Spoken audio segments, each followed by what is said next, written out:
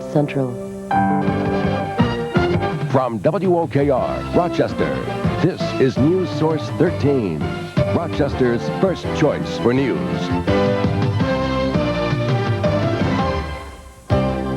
Good evening. A tragic story to tell you about tonight involving teenagers and automobiles.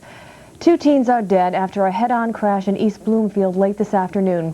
16-year-old Todd Utteritz of Springwater was pronounced dead shortly after that accident at Route 64 and Bennett Road. He was a passenger in one of the cars. Stephen Smizer, also 16, of Honeoye, died later tonight at Rochester General Hospital, where he was flown by Mercy Flight after that accident. 2 other teenagers are also hospitalized tonight. One of them is in guarded condition at Strong Hospital. This is Victim Rights Week, and the start of this week to remember the victims of violent crime is marked with yet more violence in Rochester. Rochester police are investigating 2 homicides this weekend. The unrelated killings happened within a 12-hour period today, 6 blocks apart. Neighbors shake their heads in disgust as the victim of Rochester's latest crime is wheeled away and placed into the back of a medical examiner's truck. This latest victim doesn't have a name yet.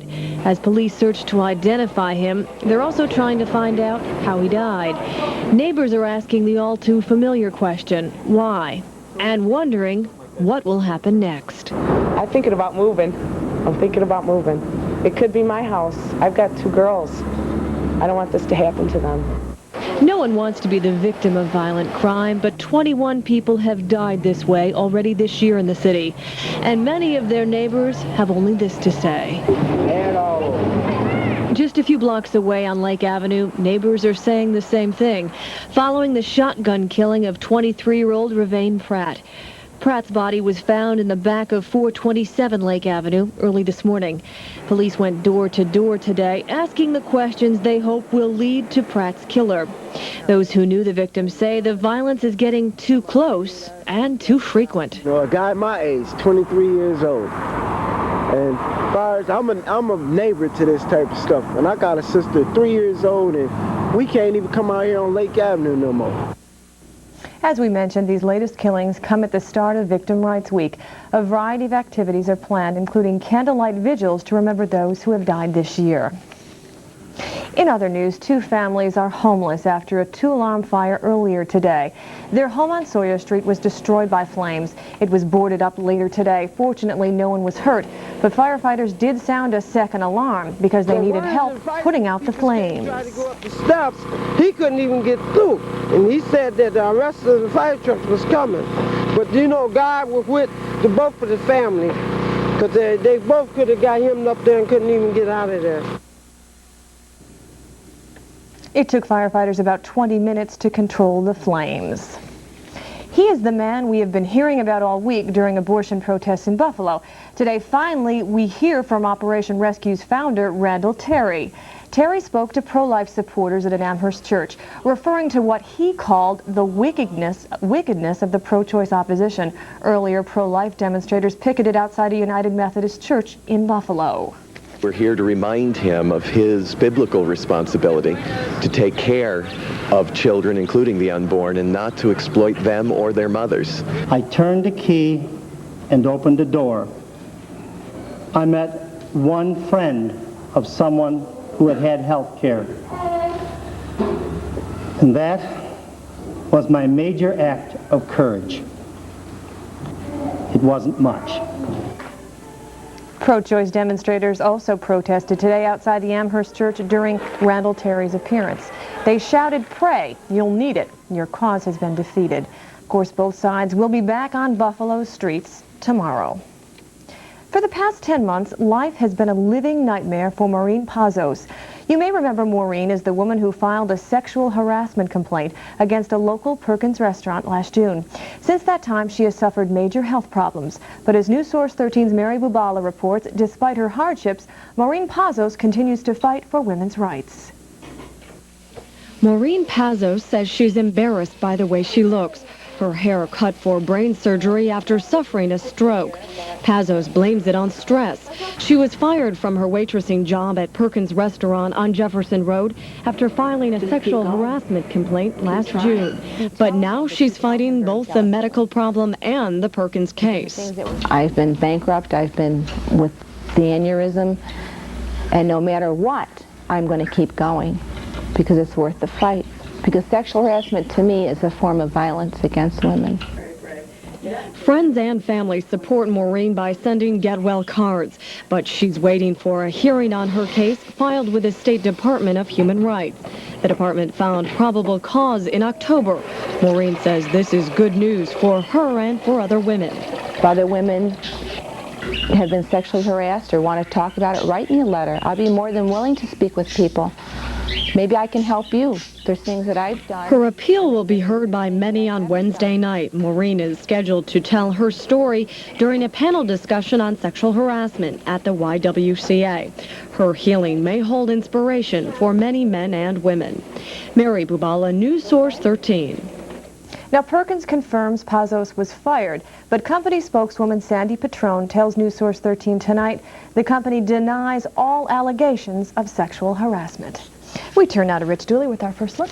Teresa, we do have some showers in the forecast, but they're going to hold off until about Thursday. Our race through the work week looks like this. We will start off with some sunshine and some clouds at the beginning of our work week, and then some warmer temperatures by around midweek, and there you see the clouds thickening and some rain showers falling out of those clouds. Once again, that'll be starting in around Thursday and continuing on to about Friday. What happens next weekend is anyone's guess. I'll be back with more details in just a little bit. Okay, thanks, Rich. Okay. And coming up next from your news source, Californians try to pick up the pieces after a rather large aftershock. And Mexico is blaming city leaders for last week's deadly explosion. Details next.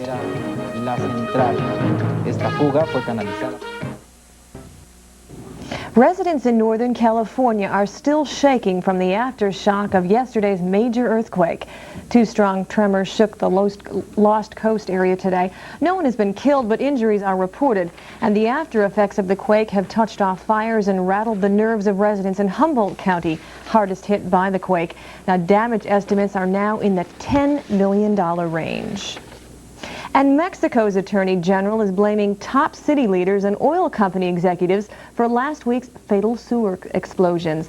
Those blasts rocked Guadalajara, killing 190 people. And the Attorney General in Mexico says 11 city leaders and Pemex oil executives face criminal charges for failing to respond to reports from the public that gasoline was leaking. He says their negligence is to blame for those deaths. And a warning to all cat owners, your feline could be carrying a common disease, and that disease could be transferred to you and your family. Here's Dr. Bob Lanier with House Calls. A cat scratching around in a litter box is picking up an incredible variety of bacteria beneath those claws, and people scratched by that cat may have some interesting problems. Cat scratch fever is one of the most common diseases you can pick up from old Fluffy, and it's one of the most mysterious because we just don't know much about which germ it is that causes it. We do know how to recognize it, though. About half the time, there's what looks like a relatively minor infection on the hand or wherever the scratch was. The appearance, though, is highly distinctive. It's a little round bump with swollen edges and a sunken red middle. This comes up from 2 to 30 days after the exposure. There's often a little fever involved, and you might not connect it with that skin sore. Now, what may alarm people most is a swollen lymph node at the elbow or beneath the arm. That usually goes away in a month or so, but if you found a spongy lymph node that you're worried about and you have a cat, don't forget to tell your doctor. I'm Dr. Bob Lanier. When we come back, Rich Dooley will have our forecast. And coming up later, Rich Becker has Amherst's highlights and the winner of the Eslo Fishing Derby. And it's no fish story.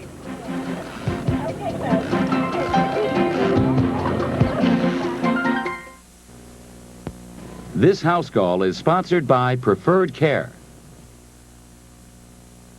This is the way we wash our hands, wash our hands, wash. Of all the things you do for your baby, only one brings with it the hope of a longer, healthier life. At Preferred Care, we take that hope very seriously.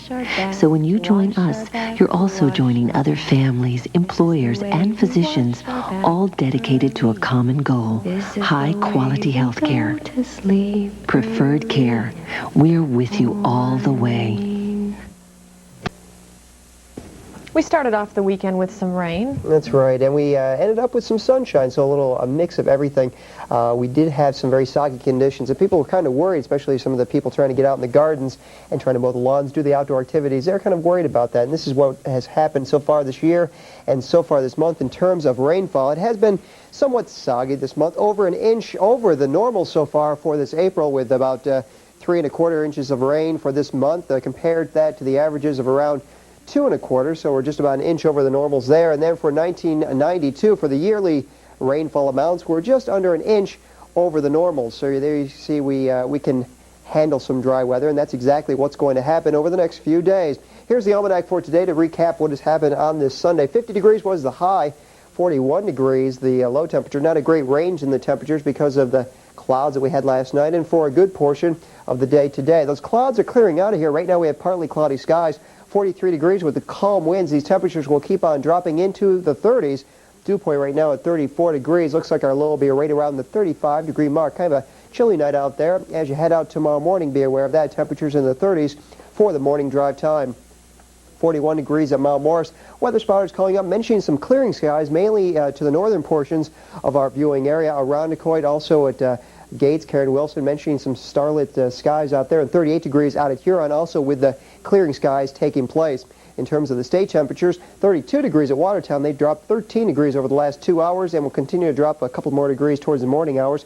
40 degrees at Binghamton. Throughout the rest of New York State, temperatures mainly in the mid-40s down to around 37 degrees. A cooler spot down at Jamestown also. Like Watertown, they're closer to the lake, and they're getting some of the cold air draining down into their cities. National satellite picture, clear skies across the central part of the U.S. down to the Gulf Coast states and over towards Florida. Kind of a quiet day overall throughout the continental 48, except over the northeast where the clouds have kind of stayed with us. We do have the clouds starting to make their trek down to the south, and there you see the clearer skies up to the north. The green patches here showing that we do see some land from the satellite photo. Around 20,000 miles up into space, showing some of the clearing skies just to the north of us. Those clearing skies will continue down to the south through about western Lake Ontario and continue on throughout the day off to the east and to the southeast for Monday morning. So a mix of sunshine and clouds, cool conditions with temperatures in the 30s, but with the breaks in the clouds, expect temperatures near 50 for a high tomorrow. Even slightly warmer weather by Tuesday, highs in the low to mid-50s. This area of high pressure will help clear things out. A good deal of sunshine for Tuesday. Then this system will move on in here late on Wednesday, thickening our clouds late Wednesday and bring us some rain showers by around Thursday. If you're heading out into the lake for tomorrow, Lake Ontario, north winds around 10 to 20 knots, 2 to 4 foot waves, and the water temperature off of Rochester is at 40 degrees. Tonight, partial clearing throughout the area from the north to the south, 35 degrees for the low temperature. Tomorrow, temperatures starting off in the 30s, warming into the 40s by noontime and close to 50 later on in the afternoon with sunshine and clouds. Those north winds making it feel kind of cool at times. Then the 3-day forecast, temperatures warming into the 50s for Tuesday. Also Wednesday, a good day, both days. And then some showers on Thursday, moving in with temperatures cooling back down into the 40s by around Friday. I like those temperatures, though, midweek. Should be pretty nice. Okay, thanks. All right. Rich Becker's here now with a look at sports. As the weather warms up, we must be in hockey playoffs, right? It seems the way it works out. We'll go back to the War Memorial as do the Rochester Americans to take on the Binghamton Rangers tonight. Does that trip home help? Well, we'll find out next in sports.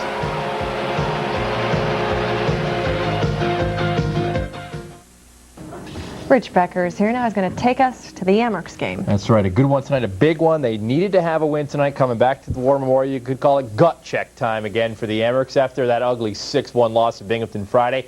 The Amherst had a little score to settle tonight at the War Memorial and hoping to get the going with the 27th pick. James Patton, defensive tackle from Texas. Keith Goganis, linebacker from Penn State in the 3rd round. Frank Komet from Purdue. He's a defensive end in the 4th round. And defensive back Matt Darby from UCLA in the 5th round. The rest of the draft held tomorrow. Charlie Heeg knew he had something when he hauled in a 26-pound salmon last Thursday. Now, little did he know he had the winner. We'll show you some pictures of Heeg actually reeling the winner in, a 26-pound, 1-ounce salmon. There's the fish fighting it all the way. But he got it done. For his effort, the 71-year-old Rochesterian wins a prize package worth $37,000. That size fish gave Heeg all he could handle. Oh, it's beautiful to bring in one of them big ones. I tell you that. It gives you a real battle. You just have to be there at the right time.